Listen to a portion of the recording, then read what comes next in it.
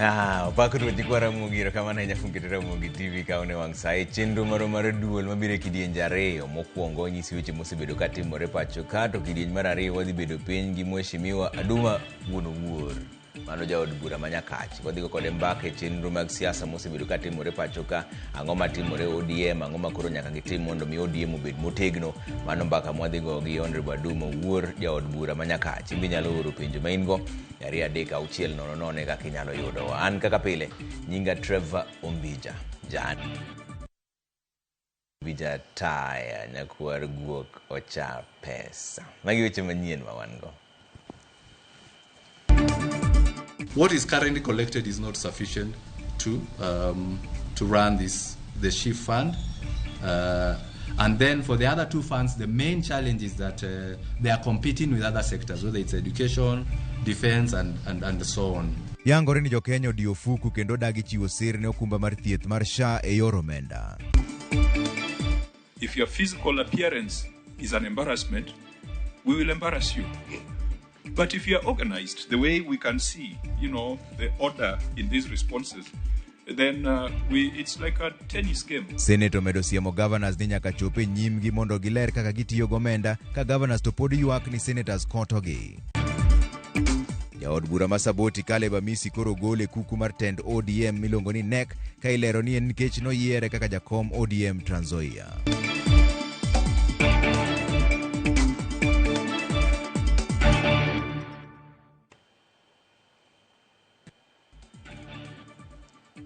Ero kamano wantiere ka gi Belinda Phillips Nyaregema Kala kaka jaloko marwa. Utaka ni weche manyien ni ogai mar DCP Rigathi Gachagua onyiso sirikal ni nyaka ti makare kendo mariek e kedo gi midhiero mar oro mokwako Kenya. Gachagua wacho ni jatend piny nyaka yang oro kaka midhiero mapek masani miyo Kenya wich bar mondo miket ne omenda moromo. Ne oloso gi jofwambo e boma Nairobi kama bende ne oloso e wi siasa mag keto sirikal tesre. Nyakidi lero no wachni. E apis duond bura ma DCP buore Nairobi, ogai ma duond bura no Rigathi Gachagua otwako jofwambo kama owache ni piny owacho nyaka rid tol mar kedo gi oro ma okwako counties mamoko pacho ka ahinya to mago mag Mandera, Wajir, Marsabit kod Garissa e kin mamoko. Kuom mano odwaro mondo jatend piny William Ruto oyang chal makamano kaka midhiero maduong' ma nyaka ket maino e kedo go. William Ruto must declare the drought in northern Kenya a national disaster. Such a declaration will unlock the scale of national and international response required to save lives, protect livelihoods, and restore dignity of the Kenyan people. Over the last few days, I've received many tearful messages from Kenyans across the country, and especially from our brothers and sisters in northern Kenya, where drought continues to tighten its grip just as families prepare for the holy month of Ramadan. No parent should ever have to watch their child sleep hungry. Kaluwore gi Gachagua, omenda ma shillings bilion 4 ma piny owacho nyoketo mar konyo e kedo gi midhiero mag oro e counties 23 podok rom. In a meeting yesterday, the government, in a typical knee-jerk reaction, allocated 4 billion Kenya shillings to 23 ASAL counties. This translates to approximately 173 million per county, allocated to 3.3 million Kenyans who are affected. This translates to 1,200 Kenya shillings per person. These funds are way below the minimum food basket recommended by the United Nations to approximately Kenya shillings 2,700 per person in the rural areas. Gachagua noko bedo maluor mar chiwo pache e wi omenda mar nyota michiwo ne rawere kaka sir mar choko ohala. Gachagua wacho ni jatend piny William Ruto oloko chenro mar nyota pa utimo campaign mare. A World Bank program happening in other African countries like Angola, Mozambique, Nigeria, Senegal, Benin, Togo. Yet we have not seen their presidents turn into re-election campaign rallies across their countries. E duoko mare, jagoro mongirore migawo mar riwruoge Saga Susan Mangeni owacho ni nyota en chenro machiwo ikruok makare ni rawere e yor ohala. Omedo ni mano gino ma inyalo ng'e mana gi jal manigi chenro makare ne rawere mapacho ka kendo onge gino mabiro miyo gi chung nyota. E weche mag jal mabiro bede ong'ala manyime e kinde yiero ma higa 2027, Gachagua wacho ni gibiro yango e kinde mowinjore. Magi timore e kinde ma jatend piny William Ruto ikore ne limbe mare mar counties manie nyandwat mar piny Kenya, kama ichane nyasi machiwo sir omenda nyota ne rawere. Efinya Kidi, Ramogi TV, Nairobi. Od bura mar Senate owuok mager ka gisiemo governors ni nyaka kaw ting' mar duoko penjo ewi kaka gitiyo kod pesa ma ichwalo ne counties. Magi timore e kinde ma governors ariyo nochopo e nyim komiti mag Senate mar duoko penjo ewi kaka ne gitiyo gi omenda mag jopiny, kata doko ni riwruok mar governors to nyogolo chik ne governors mondo kik chop e nyim komiti ka giywak ni senators kawo pesa kuomgi kendo tiyo gi marach. Chris Owino leronwa wachni. Senators osiemo wang' governors mondo we kwang'e pesa mokwal mag jopiny kendo nyiso gin giikre mar duoko penjo matek ewi ka gitiyo kod omenda mimiyo gi higa ka higa e chwalo chenro mag dongruok ne jopiny e counties magi. E bwo telo mar jakom komiti mar CPAC Moses Kajwang', senators okwaro wang'gi kendo kwedo weche manyocha owach kod riwruok mar governors ni governors machopo e nyim komiti mar CPAC osebedo ka ikwayo asoya kod senators kaachiel kod nyiso gi achaya e chwalo agenda mar siasa. Your colleague from Embu was here. She admitted herself under oath that the county government of Embu took 10 million shillings from the KIPES fund to sponsor a boda event, a public rally. She admitted it. That was not Sifuna. That was not this committee. Man, it's an illegality, and she confirmed herself. The appearing before the Senate is not a privilege, it's not a favor, it's a constitutional obligation. The way we fight for resources to go to our counties is the way we demand accountability. And you know, Council of Governors is an unconstitutional body. It's a club of billionaires. Some of them are running away from corruption cases. Jakom CPAC Moses Kajwang' ogolo siem mager ni gavana moro amora mabiro rem chopo e nyim komiti mare mar duoko penjo wi kane utiyo kod pesa mag jopiny ni obiro moto e bade. If you come here with embarrassing records, we will embarrass you. If you come here with embarrassing responses, we will embarrass you. If your audit reports are an embarrassment indicative of theft, we will not bembeleza you. Unity of the governors will not shield them from corruption. It will not shield them from accountability. When a witness is called before Parliament and fail to appear, that witness will be held personally responsible and personally liable. It is not going to be a collective responsibility. Mabiro e kinde ma gavana ma Narok Patrick Ole Ntutu kod nyawadgi ma Kitui Julius Malombe to ong'anyo ne chik mar COG kendo chopo e nyim committees mag Senate mar CPAC kod CPIC mar duoko penjo. Kata mana jakom COG Ahmed Abdullahi mane osomo chik makumo governors chopo e nyim Senate bende okwayo komiti mar CPAC mondo omi odiochieng' machielo mar chopo e nyimgi ataro mar chik mane ogolo. But the chair of the Council of Governors is requesting that we give him an earlier date. He's not asking not to come. He's asking to be given an earlier date and misleading the other governors not to come. This peer pressure. Another one, yes, came here, and when we showed the document he has presented and the chair requested him to read, he said, oh, today I can't see because I left my glasses at home. That's the same person calling us the extortionist chair. Korka korgi, riwruok mar governors ondiko ne speaker mar Senate Amason Kingi e wichung' margi kagisingo mar pedho neno ni moko kuom jokanyo mag komiti mar CPAC osebedo ka kwayogi asoya. Weche mag COG bende oselwedo kod ogai mar DCP Rigathi Gachagua mane ose od bura kod governors kuom bedo todo mar mibadhi e pacho kae. So I gather the senators are reasoning that since they have stolen from the people, they need to steal from them. Of course, two wrongs don't make a right. Of course, the Senate and the National Assembly has been a theater of corruption. And by extension, all public institutions. So this is something that we intend to correct when we form government. The united opposition intends to deal with corruption head-on. Okang mar Governor Makitui Julius Malombe kod nyawadgi ma Narok Patrick Olentutu chopo e nyim komiti mar od bura mar Senate mar duoko penjo. Ndalo ariyo kende bang' riwruok mar Governors wacho ni onge governor mabiro chopo e nyim komiti mar CPAC kelo penjo mathoth ni to dibed nitiere ywarok e kind riwruok mar Governors kose en motuo ema wuondo manumu. Chris Owino, Ramogi TV, Parliament Buildings, Nairobi. Yangore ni Jo-Kenya koro odiyo ofuku kendo dagi chiwo sir ne okumba mar thieth mar SHA e yor omenda. Kaluwore kod ripot manogol kod riwruok maok mar piny owacho mar Institute of Economic Affairs, oyangore ni higa achiel gi nus bang' Kenya chako tiyo kod okumba mar thieth mar SHA, onge sir moro amora mosedonjo e aguch SHA kopogore kod chudo mag ji ma chamo osara kod ji machudo gin giwegi. Kaka Judith Omondi leronwa, ripodno oyango ni SHA nyalo podho kaluwore ni nitiere nok mar omenda maromo bilion 116 e aguluno. Ripot mar riwruok maok mar piny owacho mar Institute of Economic Affairs okelo penjo kaponi en bedo ngudi mar Jo-Kenya e chiwo sir ne okumba mar thieth mar SHA, koso en koso ng'eyo ni owinjo gi chiw sir mar omenda ne okumba ni. Kaluwore kod pend chik moko mag okumba mar thieth mar SHA, omi Jo-Kenya kod jokod thuolo mar chiwo sir margi e yor omenda ne okumba no, mak mana ni nyaka sani higa achiel gi nus bang' chakruok mar tich mar okumba ni e pachoka, kata mana siling ema pok ochiw kaka sir ne okumba no.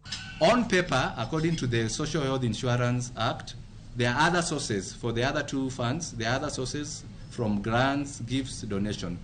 But that is actually on paper. So far to date, since the 1st of October 2024, these funds have not received any grants or gifts or even donations. Ma biro e kinde ma ripod ni bende yango ni nitie nok mar omenda e okumba ni e chiwo thieth ma oromo ne Jo-Kenya duto, ka e okumba mag thieth adek duto, kama oriwo Primary Health Care Fund, SHIF kaachiel kod Emergency, Chronic kod Critical Illness Fund, pod nitiere ma oheo bilion 100 ma dwarore mondo mi okonyi e chulo thieth kaka dwarore. What is currently collected is not sufficient to run the SHIF fund.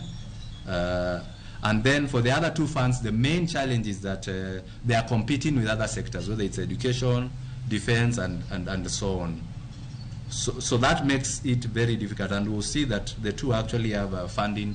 We have funding gaps, and this makes it very difficult for the funds to be sustainable. Kakoro luoro nitie ni okumba ni nyalo podho, kaluwore ni kata bed ni migawo mar thieth osebedo ka go korgi ni kwan mamalo mar Jo-Kenya osendikore kaka jokanyo mag SHA, matin kende ma chudo kaka winjore, ka thothgi gin ma ok ondiki, ma okawo kwan mamalo mar jokanyo mag SHA ma ok chudi. The informal sector is quite big. It's actually over 80% of the economy. So that obviously makes it very difficult to collect. And so this scenario obviously will lead to a risk of collapse of SHA and failure to protect households. Kaka yo mar reso okumba ni, riwruogni e dwaro mondo mi orang kendo omenda ma iketo mar chulo thieth kaluwore gi nyalo mar jopiny, manyo kaka inyalo bugo omenda mar SHA kokalo kuom yore mamoko mok chudo mar Jo-Kenya, kaachiel kod manyo kaka ichulo gope mag ute thieth e kind mamoko. Judith Omondi, Ramogi TV. Jaod bura mar Angwe Dr. Lilian Gogo koro wacho ni jagoro maduong' mar ODM Edwin Sifuna itiyogo gi jatend piny Kenya machon Uhuru Kenyatta mar keto duond bura mar ODM mondo bed maweth motelo ne yiero mar higa mar 2027.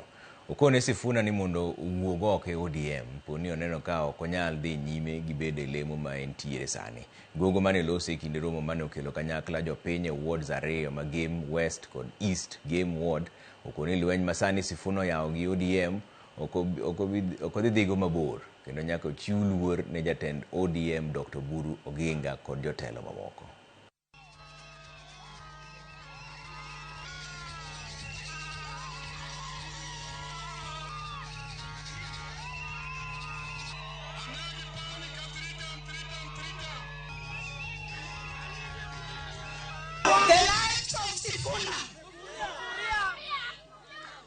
Your lives are going to catch up with you. Baba in himself questioned the one-time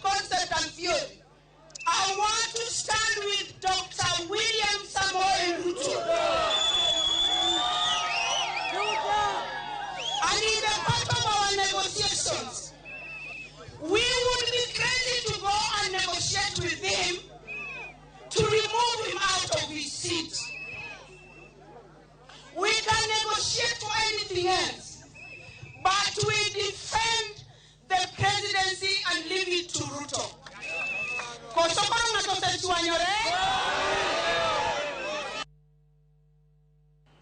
Lokruok otim ne komiti matayo chenro mag od bura ma kaunti ma Homa Bay katiluongo ni House Business Committee, kendo moko kuom MCAs ogwe oko kama moko bende oyudo thuolo e lemogo. MCA Marujo Tony Otheo, mano ma West Kasipul, Vikings Odo kod Pauline Oyo ma Ogwel duto nokiro oko ka thuolo magi nomi MCAs mamoko. Kaka George Batilero no Vikings Bondo nyocha oyangi kaka jal mageto kom mar Kasipul gi otiko mar UDA. Kaunti ma Homa Bay mena achiel kuom ute bura masani wang' dhi bedo karango matut ahinya to kaluwore kod futo mar yamb siasa e kaunti no. Ahinya bang' kanyocha jalup gavana Oyugi Magwanga wuok apiaya mar dhi laro kom mar gavana yiero ma 2027. E odiechieng' mar yawo ayanga chenro mag od bura bang' yweyo malach ma dho ngere dendo ni recess. Lokruok mokwongo bedo e komiti maduong' matayo chenro mag od bura mong'ere kaka House Business Committee. Jokanyo mag komiti no maraba mar lokruok orucho nying-gi oko gin kaka MCA ma Arujo Ward Tony Otheo, MCA ma West Kasipul Vikings Bondo kaachiel kod Pauline Oyo ma en MCA Mogwel. Kata obiro ni tend od bura mar kaunti ma Homa Bay pok owuok apiaya mar chiwo ler e wi okang' mar golo MCAs go e komiti no. Maling'ling' lieko ni mano en achiel kuom lokruoge mabuora madhi timore koda ka e komiti mamoko mag od bura no, ka kweth mathoth geto rieyo yore mag telo kod siasa masani osechako kikore motelo ne yiero maduong' mabiro. E mano manenore kaka gima dimi thiche oko e kom, MCA ma West Kasipul nyocha ne oriadi e kind jogo ma ochwalo kwayo margi mar dhi laro kom mar kar chung' od bura ma Kasipul gotiko mar duond bura mar UDA. Jogo ma okawo thuolo adekgo sani koro gin MCA ma East Kamagak Oyugi Dorin, mano ma Ogwel Margaret Owenje to kod MCA ma Kochia Ojala Nyangi. Komiti no en mar jokanyo 13 e od bura.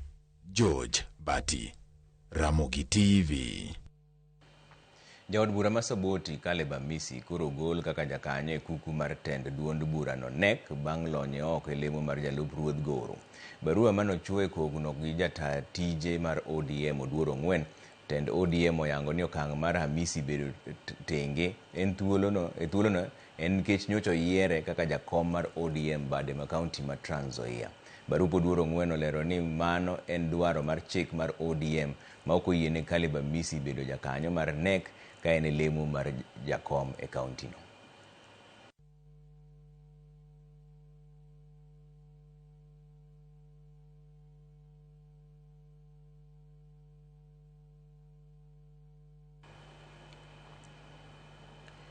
Bas wadhi yweyo moro machuok to dogo bang' dakika matin tani kuseoro te maru ka endi makamu kani Kisumu kanyo wacho ni Trevor Kenya osepog diriyo. Either you are in Ruto's political wing and Oburu or in Gachagwa's political wing and Kalonzo. Onge diere kanyo. Trevor winji maler akwayo oganda wan mondo obed gi dimbruok.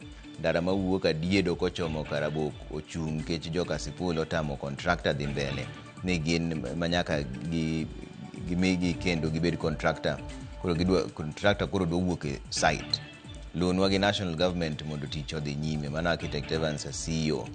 Neno kama chielo bende tiyo ka Collins Obuon. Achen Trevor ma indi Collins Obuon kata kir mar chokora Kenya mangima waneno Ramogi TV ka wan Kisumu wamor gi Raymond Omolo PS kumkelo kipande masogo. Kinji dhi kao kipande kanyo. Trevor musna mama na Rosalina Obuon kani miguye Kobura Ward. Erokamana ahinya. Neno kama chielo bende tiyo ka Lawi Adori Marinya aneno Ramogi TV e yo makare. To musna Yot Odera kod Ochoro Ayoki kod Richard Ochola ka en Sori. Erokamana ahinya. Obila Derek Konims Academy Kabondo kanyo wamor kod chenro mar Ramogi TV choponwa yo makare kachiel kod mino oda Naomi Auma nyar Nyakach Sondo. Erokamana ahinya musna jo Nyakach duto te. Austin Oyo waneno news maler kan chuny boma ma Nairobi kato musna mama na Esther Oyo kod baba na Jojo Oyo ka gin Gemrai dala ma Nyakach. Erokamana ahinya. Ramogi TV ma Otis Ondeo kani cham gi wadu kwana MP marwa Marungu mondo mi wasitima. Erokamana ahinya. Odugo bang' dakika matin kik idhi mabor ahinya.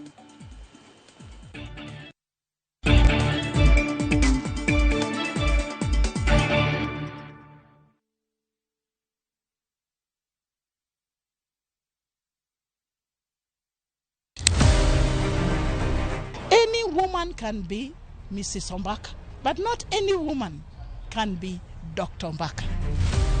Gin mine ma bende osebero ngima magi ka bende gijiwo joma moko otim kamano. Madwani mondo wajol joma mine, watieg joma mine, mondo kwan joma mine mantie telo obed mang'eny. Gichiwore mar mako lwet jogo mawuok tokgi. Sa ochopo manyaka wan mon ok wanyal timo demonstration, to wanyalo timo sit in. Watemo wacho ne nyithindo manyiri ni kaber to konego bende oringa kende ka wiye bare ni to tina chom kanye ka nitie gima thage to yudo ng'ama miyo mosewuotho yor nieri to penjo wach mantiere. E chenro ni mar mine wacho wakelo mine mantiere gi lony mopogore opogore. Tudi koda juma ka juma tich ang'wen e chenro ni sa 3 mar otieno.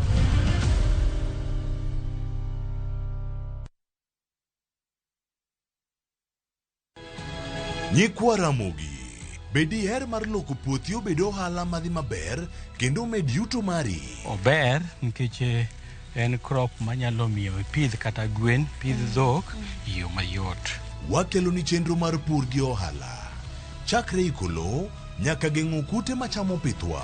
Pur mar nyanya nyaka ing'e tuoche mag nyanya mokwongo. Mar ariyo nyaka ing'e yedhe migoyo nyanya. Puonjri yore mabeyo kendo manyasani mondo imed keyo mari. Mondo yud yuto maber en ni niang' nyaka ido maber mi ol ne pi timne irrigation. Kaka chiro medo lokre, wanyisi gigo mausre kendo nigi nengo kaka kinde loko. Koro rabonda nuka pure kota eka nika pure maber balose tayute molo kana yudo oduma e puodho mar kota eka. Tudri koda an alori nyaka Black tich adek sa achiel gi dakika 45 to mana e Ramogi TV.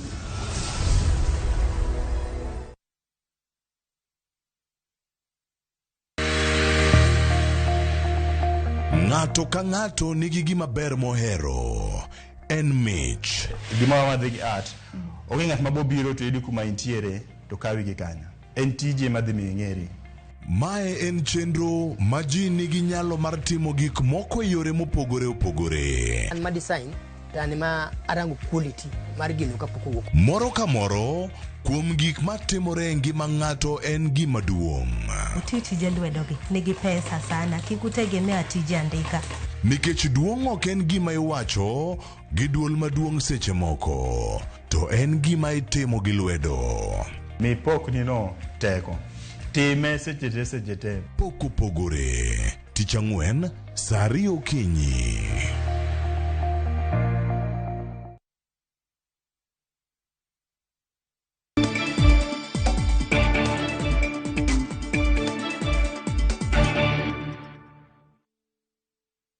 Erokamano kuom keto Ramogi TV kani nyadendi Cheryl Dhiambo manyocha onegi kar dak ma Huruma e buore Nairobi kaendi nyocha otho bang' yudo adhola achiel mar magina mane opo wiye mowuok nyaka e toke. Maendi oyangi gi jabero mag piny owacho ma otayo bero mar ringre nyadendino e kar kano ringre ma Nairobi Funeral Home. Jonyuol mag Cheryl gi joked ne ratich oganda koro sundo mondo mi ratiro oyudre ne japuonjre no. Kuna simu nataka kurekodi audio.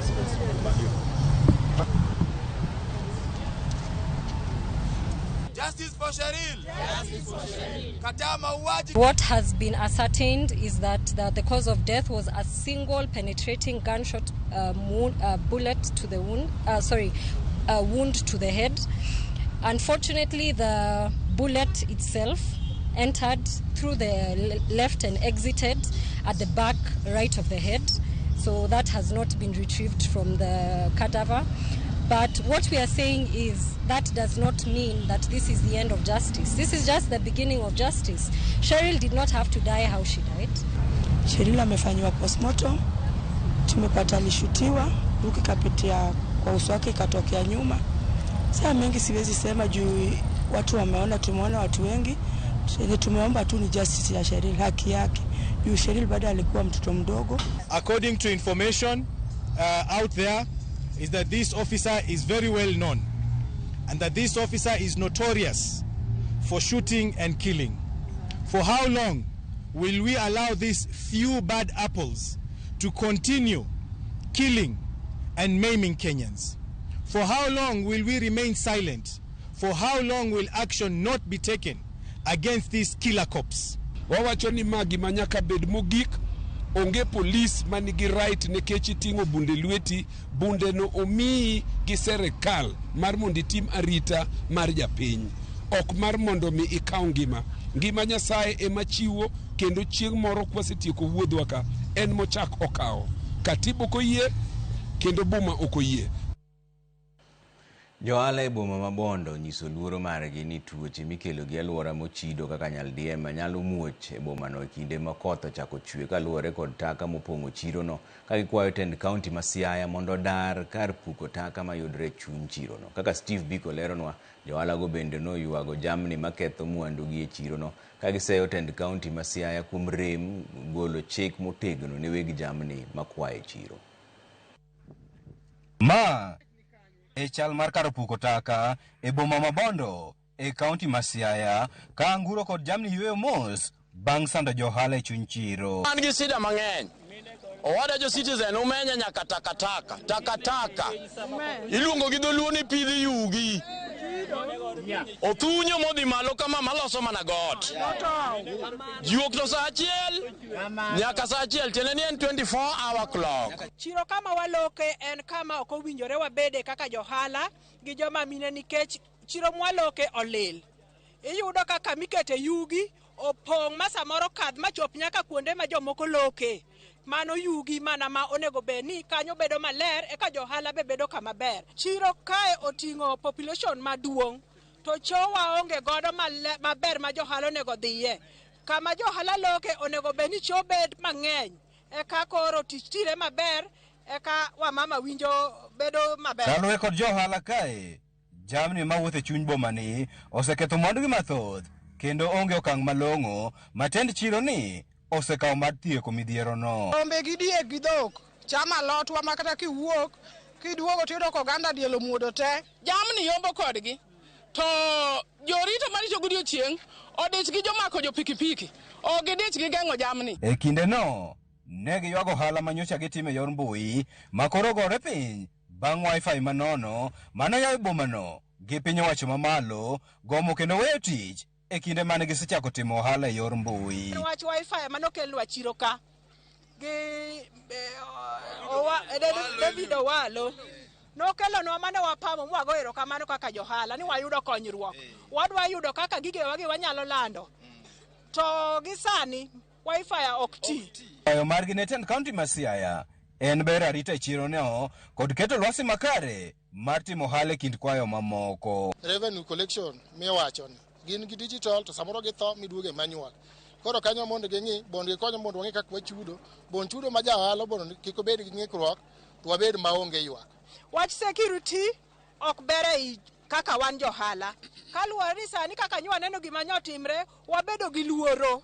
Mamiyo wawayo handwa chon nikech ok wang'eyo gima rito wa mbele. Inyalo bet to kare jomoko nitie mariti.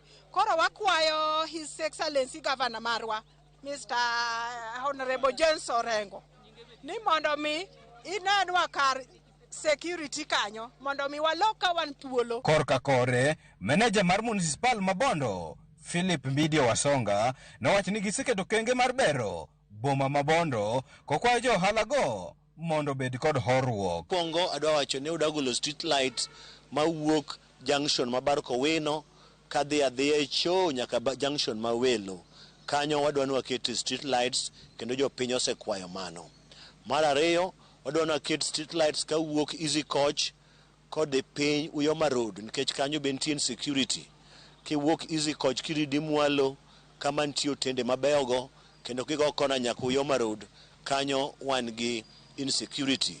Kendo wan gi plan ni ka funds will be available 2026-27 wadhi keto street lights area. Steve Biko, Ramogi TV, Siaya.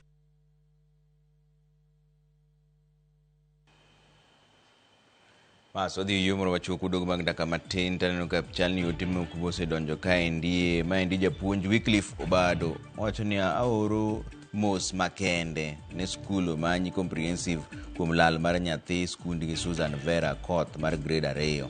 Nyasaye mondo mi uhocho makende e kindeni. Mano mwalimu Wycliffe Obado ka oro mos mare makende ne skul manyi comprehensive timo mos ahinya kuom tho mar nyathi ma grade 2 Ramogi TV wawinjo yo makare musnane rea odie en bengi dero janyakach. Erokamano mano bengi dero janyakach. Trevor winji maber kan sakwa nango Mabarak Wahanda.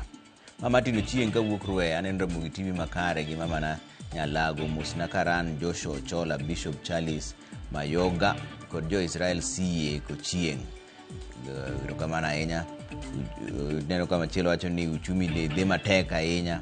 Dwani mondo sirikal ong'i kaka konyo jopiny. Erokamano ahinya. Ng'iyane kantiere machielo be kaendi kapok wadhi yweyo.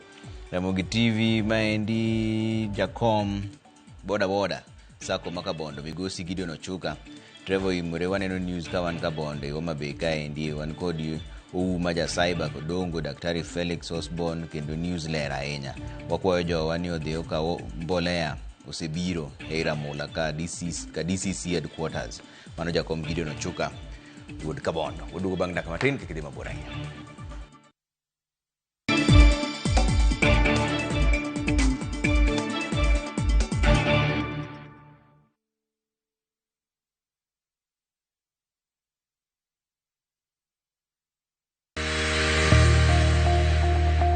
Ng'ato ka ng'ato nigi gima ber mohero.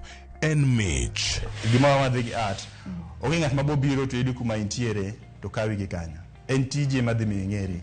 Mae en chenro ma ji nigi nyalo mar timo gik moko e yore mopogore opogore. An ma design tani ma arango quality mar gino kapok owuok. Moro ka moro kuom gik matimore e ngima ng'ato en gima duong'. Nitie tije lwedogi nigi pesa sana, kik utegemea tije andika. Nikech duong' ok en gima iwacho gi duol maduong' seche moko, to en gima itimo gi lwedo. Mi pokni no teko. Time seche te. Pok opogore. Tich Ang'wen, saa 2 okinyi.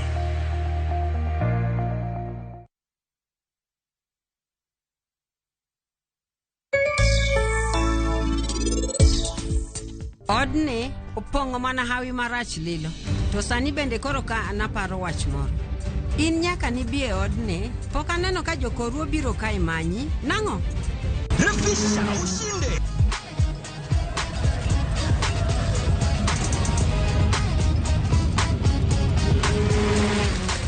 $50K ya Vasha ama MMF. Haingoji. Open and save in your KCB Gold Savings account for a chance to win many prizes. KCB, for people, for better.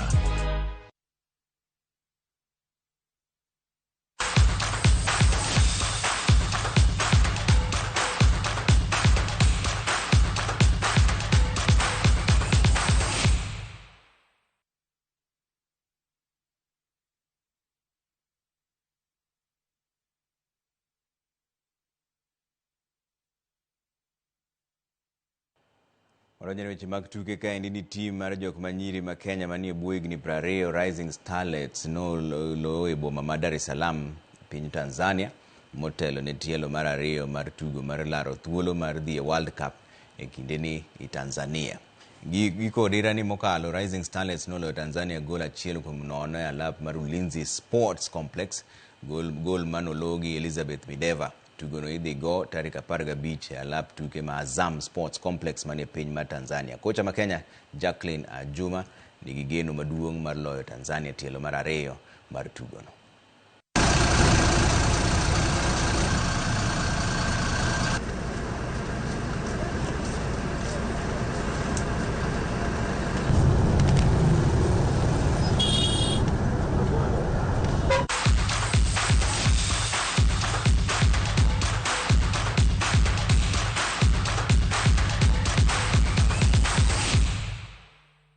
Bas wadhi yumoro machuok waduogo to donje kidieny mar chenro mar duol kama wadhi goyo mbaka gi Mheshimiwa Aduma Owuor ma en jaod bura ma Nyakacha osedonjo e studio ka wadhi penje ni apaka mar ODM ni dhi nade e chenro mane moneno kaka jatelo mosebedo e ODM ndalo mang'eny.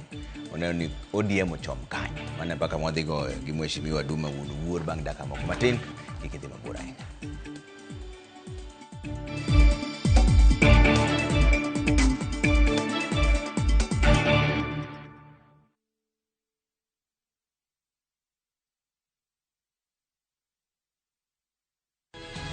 Nyikwa Ramogi Bedi her mar loko puothi obed ohala madhi maber kendo med yuto mari. Ober nikech en crop manyalo miyo ipidh kata gwen, pidh dhok yo mayot.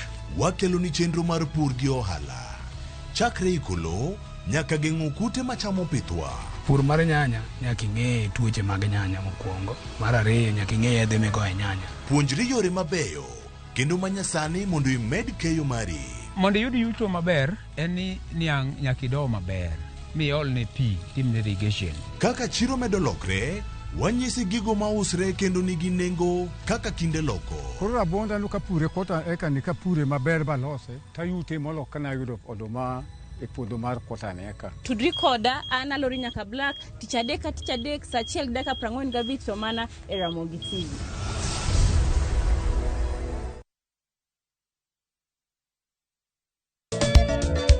Machiegni nyakoro monga jwang'e chenro mar ngoma owake.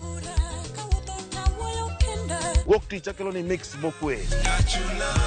Kaito tich ariyo. Reggae owake, yani tunaongea na Majar Rastafara. Alafu tich adek nyakoro monga jwang'e akelo ni mana yani ngeni baka gi wasanii.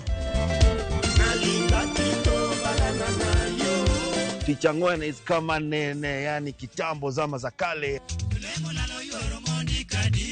Alafu Friday, si unajua tu Friday tunafanya namna hii, nyakora magoja Friday supuzo wake. Sapara kidaka paga big nyaka sapaga rio kod an PDG Papa Vic, yani ukipenda mzee kijana.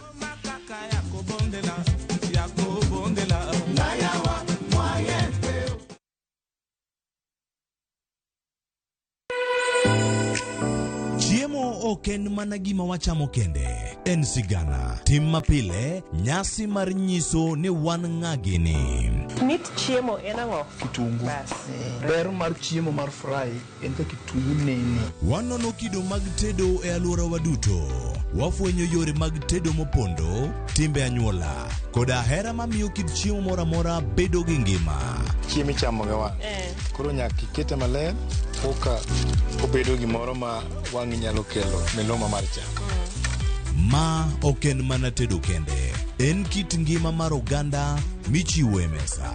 Tedo gi chiemo kod jailieta tich adek saa 2 okinyi, kik bai.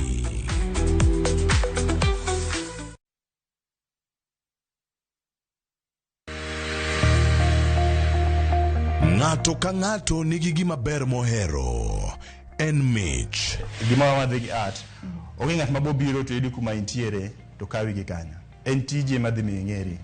Mae en chenro ma ji nigi nyalo mar timo gik moko e yore mopogore opogore. An ma design, tani ma arango quality mar gino kapok owuok. Moro ka moro kuom gik matimore e ngima ng'ato en gima duong'. Tije lwedogi nigi pesa sana, kik utegemea tije andika. Nikech duong' ok en gima iwacho gi duol maduong' seche moko, to en gima itimo gi lwedo. Mi pok ni no, message te. Pok opogore. Tich ang'wen saa 2 okinyi.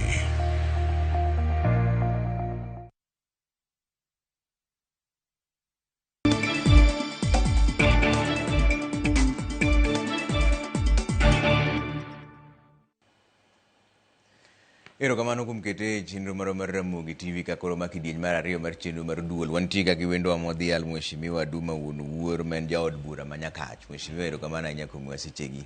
Mapani mae angoni biro ka higa montiere higa manyien. Kwachako gi weche mag ODM. Isebedo jakanyo ODM higni mang'eny. Apaka mago ODM ni be pod odhi chung' motegno koso dhi barore? Anyalo wacho ni apaka mago ODM no ok en apaka malich ahinya kaka ji okawe noero. And nekech ODM ok en chama mokalo ka. ODM en a movement manoger magero kawo higni mang'eny. To en e chuny jopiny mang'eny, millions mag jo Kenya mang'eny ma chunygi nitie kuom ODM. Omiyo gik matimorego ok nyal kethe. King'iyo ojende makoro nitiere ODM sani, gichalo ka gima gin gi pupni moro ni party ok migi thuolo makare. ibede party ka nitie kaka ojende iketo tenge koso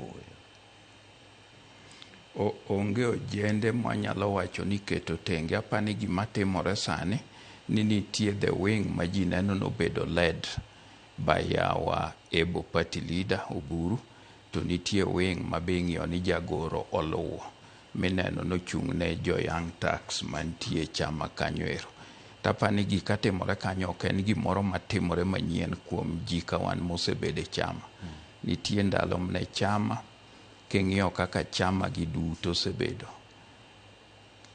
Sirikal mokalo the ruling party mane nitie ne en Jubilee. Sama no Uhuru Kenyatta we leadership, ng'eny jo Jubilee noringo magidong' masani magitemo mondo gichokre matin. Kama ng'eny nodhi mojoin the current ruling party men Kenya Kwanza. Kane Jaramogi bowewa to ji mang'eny ywaruok ne nitie friction mache mana nyalo luongo ni friction. Kane larruok obedo kuom joa mane johera mag Jaramogi. Kanyo noting'o the late Wamalwa, kijana Wamalwa, kanyo noting'o Muskari Kombo Gene, and kanyo noting'o Mukisa Kitui Gene, and James Orengo Gene. Negiringo magidhi komachielo. But the party no survive kuma the heart of the millions of the people were at the faction manobedo led gi makoro nchowe wa jatendwa Raila Amolo Odinga. Semomiyo gik matimore ni kate ODM ni ok en gimoro manyien. Kata sani wan gi jatelo mar Kenya Kwanza men President William Ruto. Ka gimoro nyalo timeno onge to ok ipar ni jogo te nyalo biro bedo kanyo. To chama gi duto onge mane chuny ji oganda mathoth e Kenya kama owuok e dhoudi mopogore molo ODM. Koro miyo defections nyalo bedo, jomoko nyalo wuok, to mano konyiso ni chama nyalo tho. Ineno ka gima jomoko dhi wuok e ODM ka? Jomoko nyalo biro wuok, jomoko be koro party nyalo kawo negi atua ka gidhi ahinya mok giluwore gi gik ma party dwaro, to mano ok nyal nego party. Ng'ato kaka jagoro mongirore ma Edwin Sifuna ni onego riembe party ka? Ok wach no nego riembe. ODM en Democratic Party and en chama maduong' molo chama mantie. Koro ji nigi paro mopogore opogore. Paro mar Sifuna ginego be biro beda beda kaka jomatindo. Ke jomatindo samoro riemb giringo matek. But onego be ni pachgi gikelo within the party. Ok gidhi ni koro gitimo kata rallies oko mopogore gi gik ma party dwaro. Nikech sani nitie kuonde ma party leader osebedo kadhiye to kamoro ok gidhi. To ka gin gi gimoro kata ka pachgi nyalo pogore gi pach jomoko kata party leader kata jakom mar party Gladys Wanga, to nego bed ni giluongogi to gidhi e bura to giwacho pachgi no. And adwa nanyisi ni paro mopogore kata mar Sifuna gini ok en gik mochakore sama koro ni Raila osebedo maonge. Paro mopogore gi osebedo kata kane jakom nitie, but ne ok giwuok kaka sani koro ing'ong'o gi oko kata gi jowa ma jo press kata jo gaset kata jo TV kata jo radio. So paro go ne nitie and ok gin paro mochakore sani kata mar jowa. Ng'ato kaka Babu ne nyaneno kane nyalo dhi ma attend kata buche jo Wiper mowach ni Kalonzo will be the presidential candidate, to onge ng'ama ne omako wechego matek. So miyo gigo nokobiro ginyalo wacho pachgi but ok onego riembgi, tanyalo advise ni mondo giwach gigigi within the party.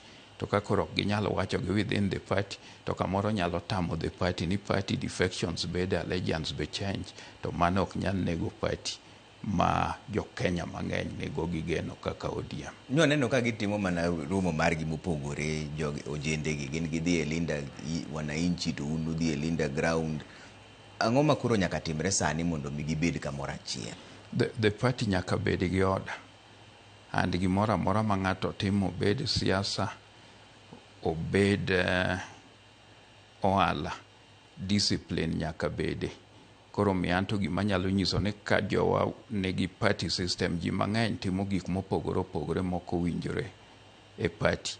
Kata korwa koni nitie jomoko manyalo bedo kor party leader, but kaka gitimo gik moko kamoro ke kako nego tim. Mago be waseyude complaints kata kuom johera moko mag party monge kata rank e party. Taparo ni gima duong' ahinya ni nyaka gilu kaka party dwaro. to ka gidagi luwo mano to disciplinary nyalo bedo, and disciplinary no ok en gimoro manyien e ODM. Anyalo paro ni ne nitie secretary general mar ODM mane very powerful and very vibrant and bene wiye bith ahinya, maniluongo ni wakili Ababu na Mwamba. Kane ok oluwore gi weche mag chama, embe nogole mna oko, to sama nogole no, we got even a better secretary general in the name of Edwin Sifuna, who has been very vibrant to kendo riek kendo ineno ka wiye bith. But kata wiyi bith to kionge discipline ma ok inyal respect the party leader and the party organs, then ok inyal, the party ok nyal beda noling kamano, nikech inyalo ketho ji mang'eny. Ojende miwacho go nitie moko kuom gima osewacho ni ng'ato kaka Oburu kata joma oyier manyien gi ok gin jotelo mane kare. Wachno be yie gi nwinjo ka ni wach liel ndalo moro ni wach mar Oburu Oginga ni udhi guom mar ong'er. To nitiere ojende moko ma be wacho ni jogi ok oyier gi yo makare. In kaka jakanyo mar ODM gini gite, gin ojende gi nigi adieri wach ma giwacho no koso ma to gin gi kier moro? Gima giwacho kamoro ok ging'eyo, nekech anyalo wacho Trevor with authority ni chama mar ODM and one of the longest people mosebedo around jakom kanyo, one of the longest, and maybe ok inyal count ji moko abich mosebedo kanyo moloya, or maybe adek. Kendo nekech abedo gi jakom kar chakruok anene, and jakom one the team miluongo ni veterans mane jakom oyudo from Jaramogi, so we understand mobiro mwaneno how Jaramogi ended and how he came in. So kijende ma wacho about the party leader go nyaka ng'i how the party leader rose into that position. Many of the things makoro gi question ne, anya remember ni kanyiche ne wa celebrate ODM at 20 in Mombasa, kama no Oburu to gi all the deputy party leaders mane Raila were in place ne bedo sworn. Ngama no preside over the ceremony was the secretary general. I remember ni when Oburu was made the party leader, ngama no some of the resolutions kane gi attend ne was the same secretary general makoro question that authenticity mano neno kikawo muma miketo go Oburu. To be nyalo dwaro na nyis Joan Oburu ok mokwongo bedo party leader. ODM osebedo gi party leaders. Oburu is now the third one, nekech when Raila was still there to know the AOU chairmanship race, he had to step aside as the ODM party leader. The party organ, Masifuna was part of it. No yero governor Mwageno Mwaero kendo Mawielera Nyang as the party leader in an acting capacity. So the same organ, Central Committee and NEC, NORAD, mochako keto Oburu to be the party leader, because that time no kunya keto Oburu and Raila was his brother. So that time Maniketa Nyang, this deputy party leaders nenitie te ODM. We had the deputy party leaders to no koketege, and no complaint was raised nyaka nchera ilota. Yeah. So mionga maksani nyalo raise some of those things, and ngamo kongegi matemo among our young people, and maduong manyaka gingeni among in kakao katamna turwa mar nyikwara mogi, the longest serving politician molo Oburu Oginga nonge, because Oburu started from the grassroots as a councillor when he was elected in the early 70s. Ngata ne poko yeru is surviving today. He later on rose maka to the Obedo MP, and in parliament is probably the longest serving member. Korokedwaro kata experience chato is there. And Mararia dwaro na nyiso ganda wa manyalo underestimate Oburu. Ni ji matimo gigo ng'eni ka inche baba nitie, kata mana that negotiations mane timo gi wuon piny. Among jo mane timo gigo neno Oburu and Junet. Yeah. So we need to give them the respect. Nikech among jo makoro pengo Oburu en kaka ng'ato kaka one of the deputies miluongo ni Geoffrey Osotsi, Godfrey, who is a very good friend of mine. Geoffrey Osotsi in the last parliament was a member of ANC party. So nyaka nyo be ODM, he has not been in ODM kuom higni moloyo adek, but ODM embraces everybody, and mane momiyo kata in the king'iyo ODM kako chung' tibro yudo ka deputy party leader moro wuok Mombasa, the name of Abdul Samad ma Mombasa, who is the governor.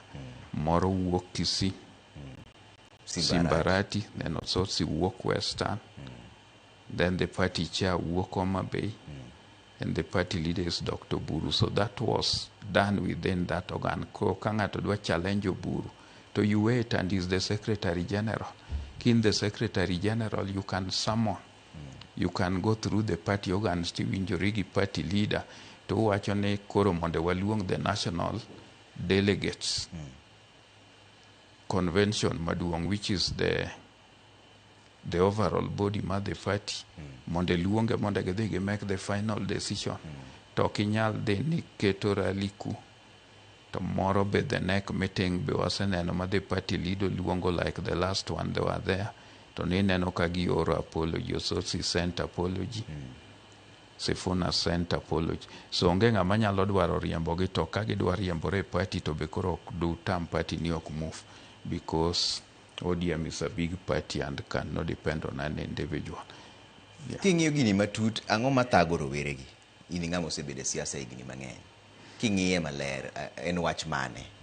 Rowere gi kang'iyo, gima chando gi en attention ema gidwaro and recognition. Gidwaro kombe moko e iye ka? No, gidwaro attention. They want to be called to the negotiation table. Tok ging'e kako nego gidhi kanyo. Koro apane gin gi olruok moko. And kamoro nitie josiasa moko mabe nitie dwaro ma gin go, to nyalo tiyo kodgi kodhiro gi mbele to kichore gi chien. Koro mano be paro ma nyalo bedo go ni nyalo timore kuomgi. Nikech ng'eny gi ok joma osebudhe siasa kaka neno. Jagoro mogirore ma en Edwin Sifuna nyowacho ni nitiere 10 point agenda moko ma pok otim, to deadline mar dwe mar adek chiegni chopo. King'iyo be mano en kare kowacho ni nitie gik ma pok otim gi jatend piny Kenya masani, omiyo ok unyal donjo e winjruok manyien gi jo UDA ka mano kuongo winjruok cha to pok otim. Gigo eke momiyo nyaka gibed, ne en kaka jagoro maduong' mar chama. En gi ratiro mar bet kama Central Committee mar party bede, en gi teko mar bede NEC kaka kamuluong ma Mombasa cha, en gi teko ma ene ma coordinate National Governing Council kaka manotimore Mombasa chande. So ka en gi gigi endi, to kidhi e marketplace, tego koko nego owach gigi within the party, omany party leader to bedgo gi party chair. We have able party chair Gladys Wanga, we have our party leader Dr. Buro Genga, monyalo luongo to bedogo to keto sidagego to gineno kaka gilose. Yeah. ODM ni pod ni Azimio kaka nene? Yes, ODM pod ni Azimio. Azimio noneno ka nolok jotendgi koro. Mano lok ka. Maka kaka Kalonzo Musyoka gik manotim nyapa ni neno ka executive director, one of the people who are holding the instruments, no selose. Kech macha nye en like a roadside pronouncement mar Uhuru Kenyatta. And the members, Magazimio, were not consulted.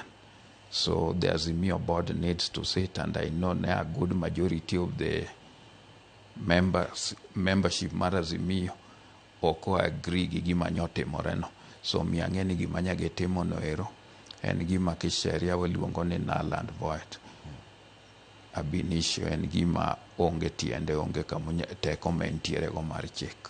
Yes, koro Azimio poniti and ODM poniti ka. To nitie joma penjo ni koro ka ODM ni Azimio ka to sewacho nudhi wuo gi UDA, koro karun komane? Nikech Azimio chalo koro ka gima en opposition. Nya wacho ni wabro loso not only gi UDA.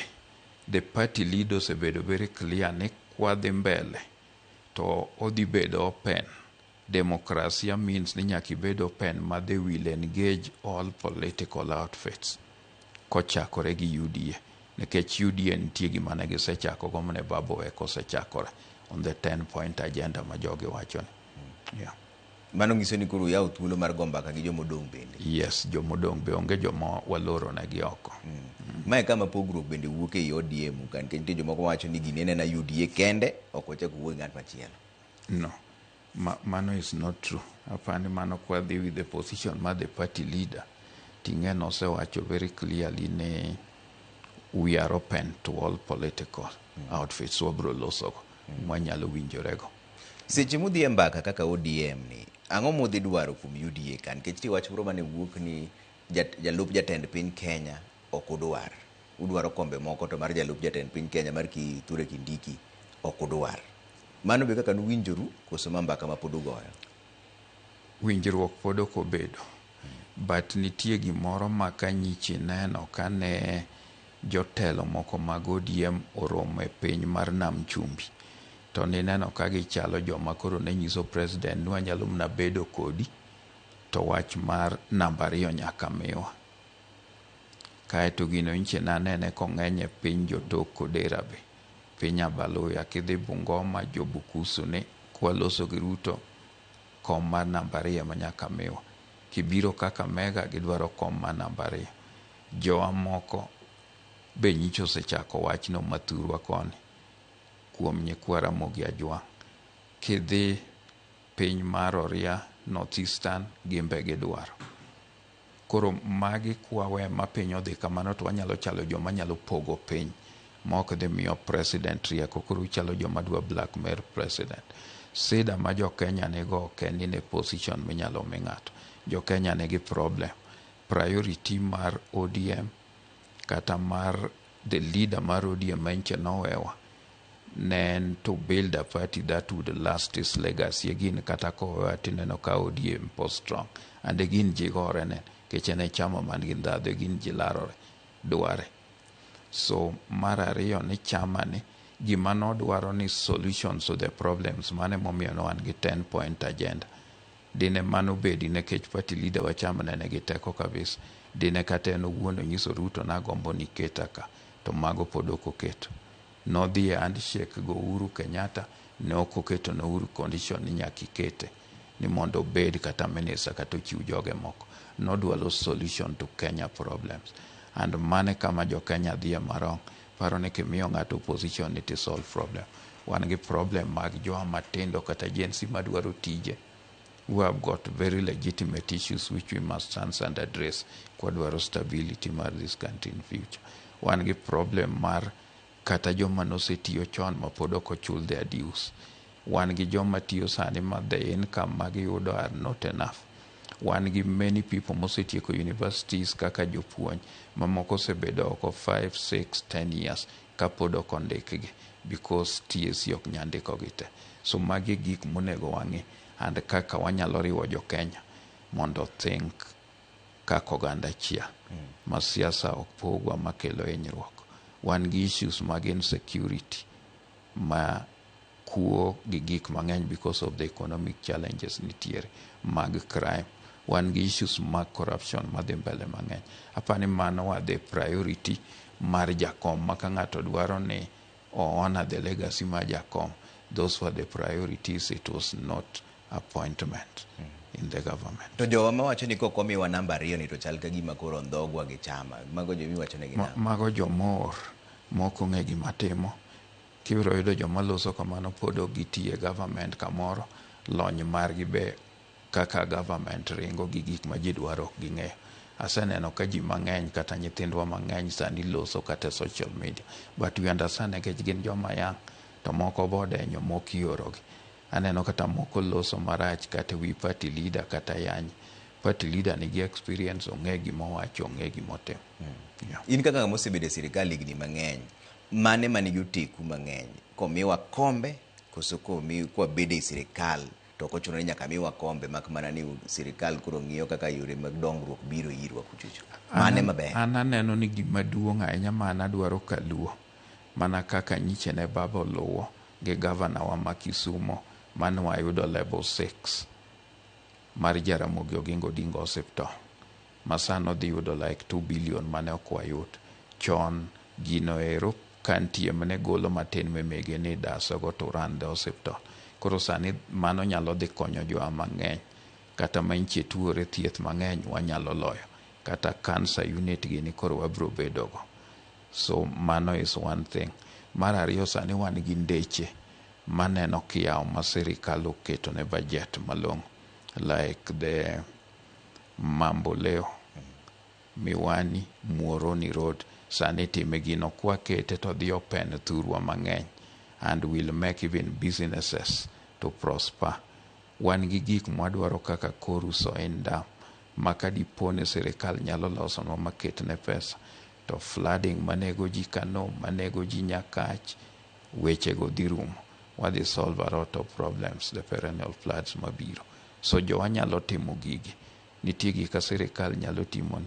Sani wan gi issue mar rural electrification, and a good budget has been put. And atandi osesomonwa gigo, wasewinjo the money moket machon ne ok bi, nikech nitie joma ne ok dwar ogandawa, mane divert gik monego bi kanyo. Sani mago nitie madhi biro. Ka gise light gwenge, ji nyalo timo welding, jowa nyalo timo ang'o, securities improve, thurwa bro dhi adhiya mbele. Magi ok timre mana ni un gi vice president. Vice president ne wasebedogo. The first vice president ka Kenya yudo loch, things did not work. Jobusia obedo gi vice president in the name of Mudi Awuori, things nyiche ne ok work. Jobungoma Orwaluyo obedo gi another vice president kijana wa Malo, podi neno ka sani gine magigo koko, ka eneno koko mang'eny kuma Sifuna gini ya e Bungoma noero iwinjo na Tembea. So Okuyu nyene gi vice president Rigathi Gachagua, sani neno ka kanye makoro rebellion liche kabisa, turgi kanyo. So position go ok solve problem. Gima ji yuago kata Okuyu sani, kata menche nomiyo agency pricing obedo, ne weche mobiro matek mag ngima, gi weche mag thieth, weche mag chiemo katin, to ji nyaka gore piny nikech ji larore. Koro miana nyiso jothurwa ni gima duong' ahinya en kelo ne jothurwa gine dongruok. Yeah. Mopogore gi kombego. Yes. King'iyo ODM ni odhi bedo nang'o ka jakom onge? King'iyo mbele ka ndalo mabiro ODM ni dhi bedo nang'o ka jakom onge? To sani obedo nang'o? Sani donge jakom onge, but ODM ni kanyo tene ma pod ineno kilare ne nyako maber ma ji gore ne. Iwinjo ODM is an attraction, and gimomiyo en attraction nikech jakom no build very strong structures. And kane neno kane jakom loso buche mnobede, nowacho nodwaro build a party that would outlive him, mana kaka ANC mar Mandela in South Africa. So ODM will be like ANC, where Mandela died many years back, left the presidency, but ANC pod dhi mbele.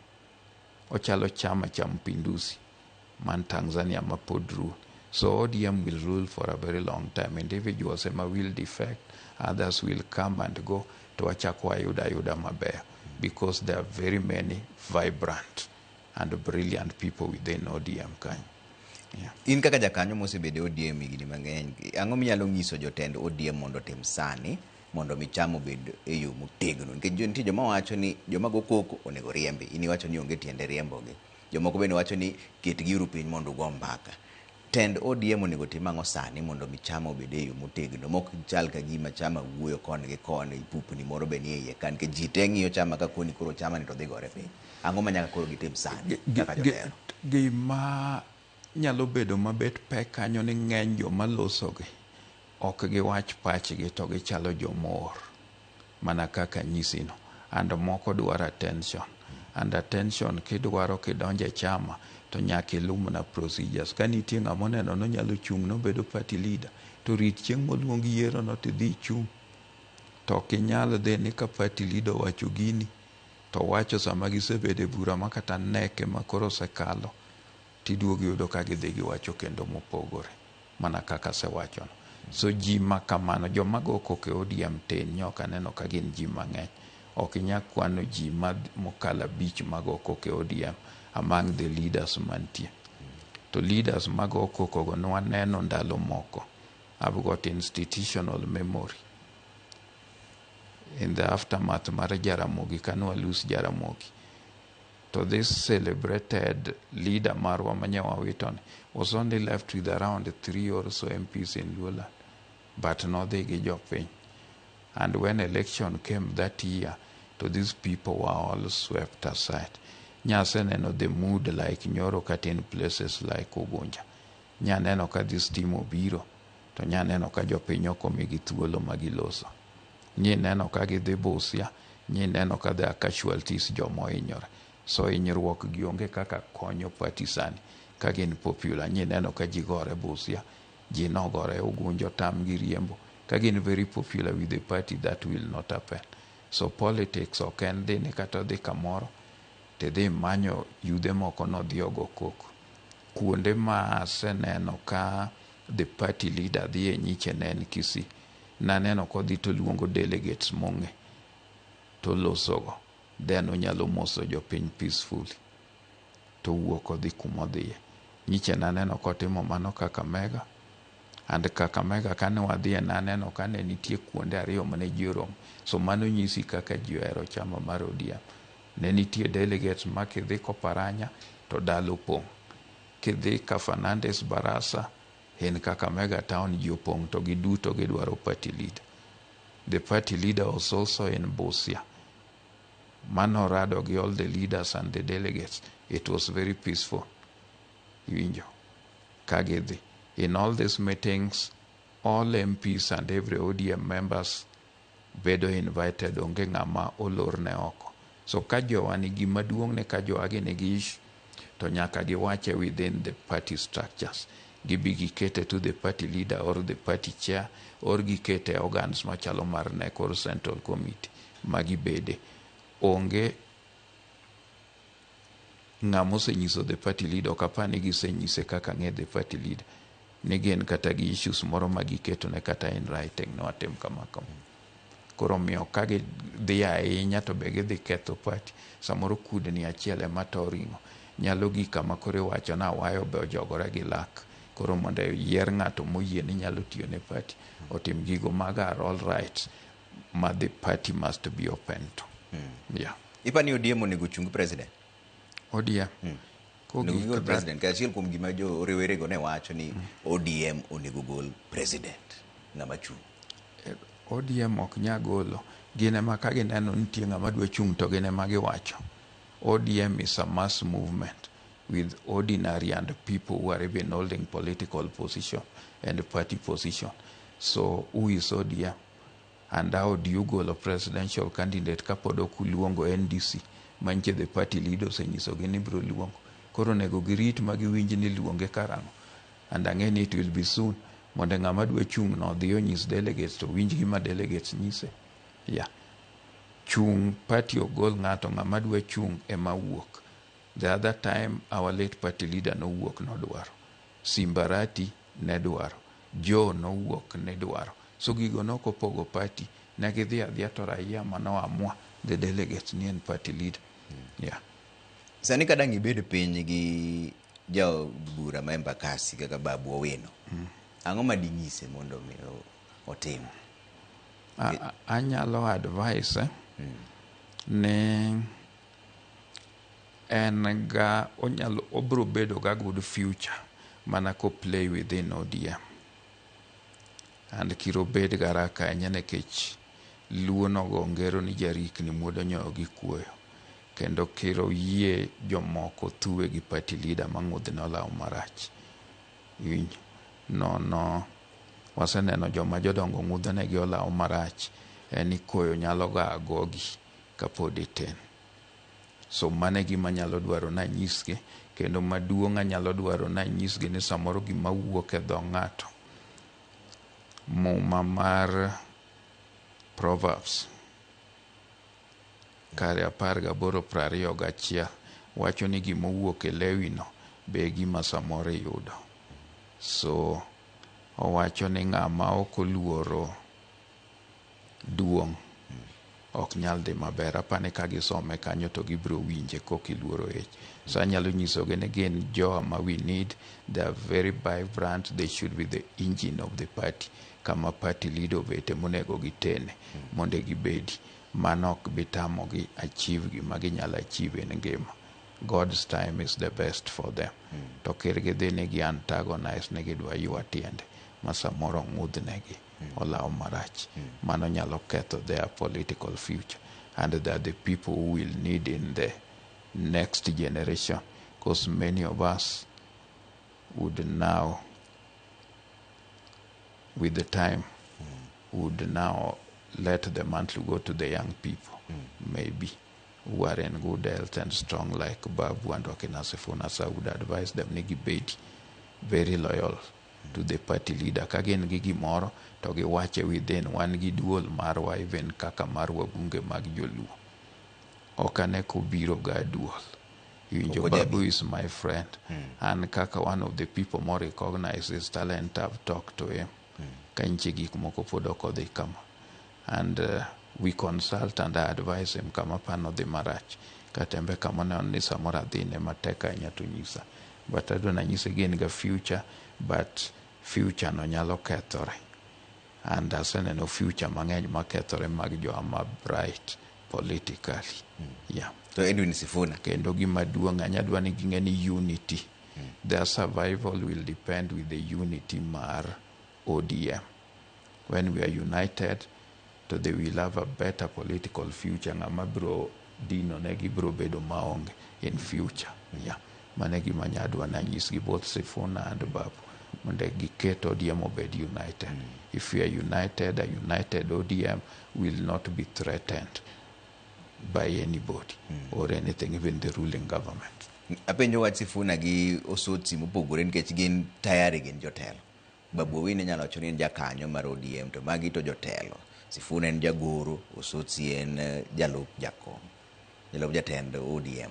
Gin nyalo nyiso gin ang'o gin giwegi koro, nikech gin bet gi kuongo ne Babu Owino. Osotsi gi Sifuna and Babu Owino could be in the same age bracket. Ng'ama nyalo bedo ne ni duong' negi kanyo maneno ka giringo go e team en osiepna kendo governor marwa ma Siaya. But Osotsi gi Babu samoro body mar ng'ate machwe moro tin. But again, young people then almost in the same age bracket. Yamana nyalo wacho with authority. But gima nyalo gombo nyiso gi ne ging'i the procedure. Ne gin mane gin party leader gi noyier gi nang'. Be NDC noseyiero gi mora mora.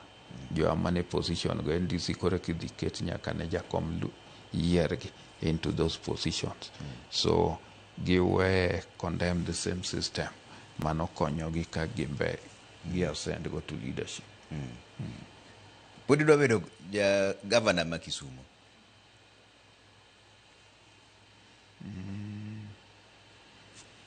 Governor ma Kisumu. Yes. Isetelo ne Kisumu kanyo ndalo moko. Ang'o rem mane mineno? Kigo to Rubin ma piyo piyo kama. Rem mane mineno Kisumu kanyo? Rem maneno Kisumu. Kisumu wan gi challenge ma wan go maduong' ahinya sani. Pod wan gi challenge on infrastructure. Nitie gik mang'eny monego tim. Health is still a challenge. Infrastructure within the entire, all the 7 sub-counties is still a challenge. Winjo. Then one gi challenge mar insecurity e Kisumu kanyo. Then pod gik machalo agriculture and health based still a challenge. Yeah. Koro our current governor osetimo, but term ne dhi rumo. And okane anybody who can do better than Adumo Wuor. Mosetiyo Kisumu kanyo kaka wakili, modak Kisumu kanyo all his life, and mosebedo town clerk Kisumu kanyo. So I understand the administrative structure and the challenges man kanyo. Yeah. E nyakach kacha uchung' chiegni ji adek. Wikuru mar bedo piny mondo mi ugo mbaka e wach mar kom mar gavana. Koso ng'ato ringo mana ringo. Eva politics. Ka ng'ato osewuok to jopiny ema dhi thego. Jo mochung' Nyakach mosegone kura gi jo Nyakach kanyo manyalo kwano pok aneno mobiro ir ji kanyo ni loso for the last 15 years masebedo kanyo. So the only person ma Jonyakacha osegone kura mobedo ga agents e polling station en only Adumo Wuor. Jomoko go pok obedo e ballot box. Gin kore ka gidhi bedo mireng mimanya agents mireng ni campaign. So they are on a trial. Koro and politics is not something new to me. Both in Kisumu. Remember ne kiwe Nyakach at one time a chama mar Babani was the coordinator in the entire Nyanza province. You're not only Kisumu County. So I understand it. I've been understand the network market. Yeah, across Kisumu. So when the right time comes, I will seek the mandate of my party ODM and run for the seat mar governor. I'll not run for the seat of MP. Koro Kayudo the ticket, will run, will fight for it, and go to the people, not with handouts, but with policies and principles. Yeah. Kendo wach handouts nikelo no en wach maduong' Kisumu kacha nikech tire joma ji pakore ni nitie yawuoyi man gi pesa. Yeah, gichiwa. In our history, and the history mar Kisumu no, dine ni en pesa no, Baba okdobedo dhano. Baba mwa celebrate ni, you know, you would not put people online gene megi handouts, but you can still see ni people still cherish him in death more than even when he lived, and his spirit is still going to dictate politics maturwa beyond our lives. So handout na ananyiso jothurwa ni ka ng'ato kelo ni to kao to mistake makosa nyalo mna bedo ka handout ne mochuni ni koro bundi no ketine go kura ne ng'ano. So nitie jomo kelo handout pesa ma ng'ato tiyo ne maber gi luche boko nyal dhi nokea no wito ne. So mane gima sebedo ka nyiso jowa throughout ka ng'ato kelo ni kao siasa ma Kisumu no, we saw the one mar Ouko. I was very active when I was at the university. Ouko and Omino. Ouko never used to give handouts and he carried the day. The longest serving MPs in Nyakach is me and Ojuang Kombudo. We don't believe in that handouts, no amiyoji. And you've seen people voting for us. Kajomoko ringo gi pesa handout. So your handout is not the thing. I saw Kasipul Kabondo, the times of Kasimo Wango. He never carried the day. Opio kopio genene di yombe at that time. Niche na neno the gubernatorial campaign in Homa Bay. Evans Kidero ong'ere kaka ng'ama nigi economic muscle, but Nyarwang'aya is a very young lady. Iwinjo Omambo family background, went on policy and ideology and carried the day in Homa Bay. Yasomiyo kuonde wage mang'eny. You saw katamna Migori Ochila yako, so you don't go with money but ideology mabrokali the day, and that is the stuff ODM is all about. Yakija ODM who believe in ODM. Yeah. So we'll fight Jomanege Fesa go bia. Yeah, we welcome them to come with all the money. Uyiro mokodi wang'e ni gima jopiny wacho ka endi piyo kasabi wach mogik koro sama wawang'wa maendi Mrs. Omondi kani game wacho ni good evening ayie gi Mheshimiwa Adumo Wuor ODM ka koro sani otegno moloyo chon. NDC biro luongi very soon. Sifono penja Babu na Mwamba gimano neno Kasarani e NDC. Babu to pod tin odhi mos e gini. Pati ni lwedo malong'o mar Oburu Oginga endo biro chopo wa kama ber. Mano endo Esther, mano Mrs. Omondi Esther kani game kanyo. Anano kama wacho ni Trevor Kenya osepog diere ka endi either you are in Ruto's political wing or Oburu and or in Gachagwa's political wing and Kalonzo. Trevor wacho ni koro musna Mheshimiwa Adumo Wuor wuon kere. Mano is my mentor politically. Mano makamu. Anano kama chelo bentire ka endi Steve wacho ni ayie kodi. Jomatindo eteko mar jomadongo to jomadongo erieko mar jomatindo. Clinton aneno kawacho ni Aduma wuore Kisumo dwari nyakwar kere. Ine menyalo loko koni obed Europe. Jogi gima support ka endi. Wach mogik makore wego do jopiny Mheshimiwa. Adwaro ni awach ni the tension mantie ODM no, it only reflect the youth tension and the elderly. And that one I made you again example. We also joined the politics. Mar Baba Kane one very youthful. And I recall an incident when I was a town clerk in Kisumu and Baba was a minister.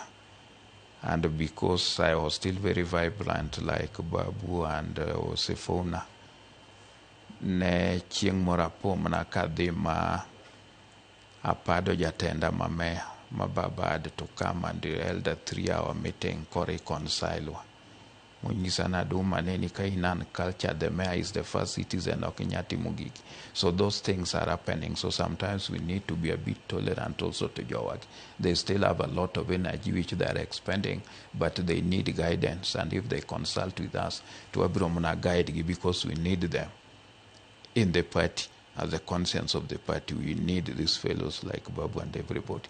So I think when we sit together and when meetings are called, stay away. And we want Joe kata Joe Eradu to mag ODM kata mag Baba to exercise a lot of tolerance at this time. Gibedi understanding weche mewacho mekea kanyo.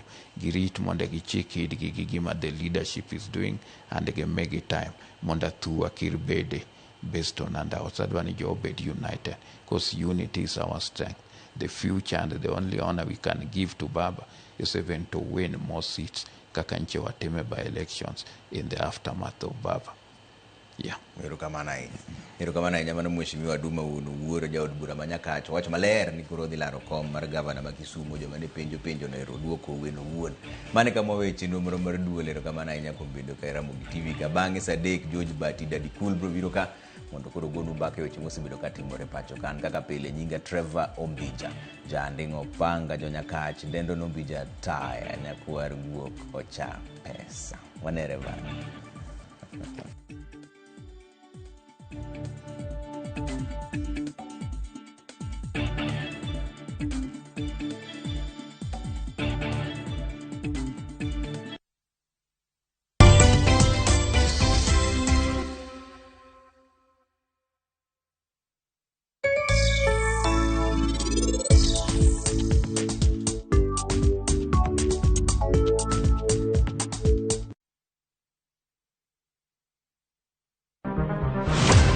Chal mar pinywa en gima ichiko e mbaka ma wabedo godo kanyachiel. Ok oripo bed ni warito Trevor nyaka issue obedie nikech leadership is not just felt in a crisis.